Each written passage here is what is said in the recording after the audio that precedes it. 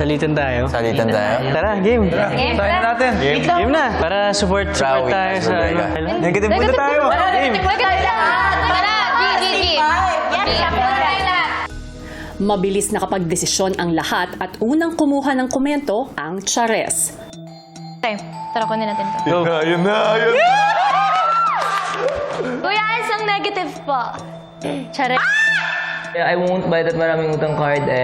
I get it na you provide for your family, pero mukhang hindi ka naman nag-struggle. May nakakuha na may pan-travel, may pag-expensive. Don't get me wrong, deserve niya.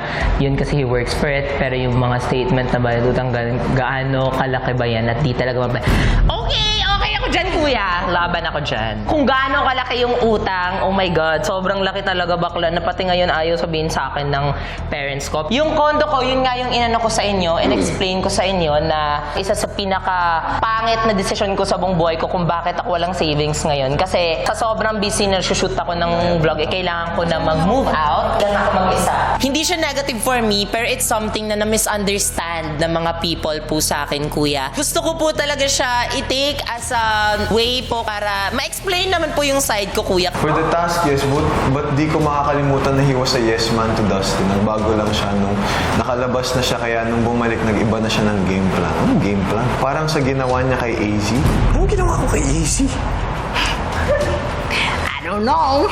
Surprisingly, hindi po ako na-affect too much. Hindi ko naman din po siya dinadamdam sobra. Kasi yung iba po talaga, medyo nonsense po yung mga sinasabi nila eh. In fairness, kay River, he knows how to play the game in PB. Kung si AZ, ang strategy is to manipulate people with her emotions. River, on the other side, fake his emotions to look him as the good guy. He's basically a bad wolf covered in a wool of sheep. We really can't please everyone. This guy, No, you don't have to say anything. I'm gonna tell everyone.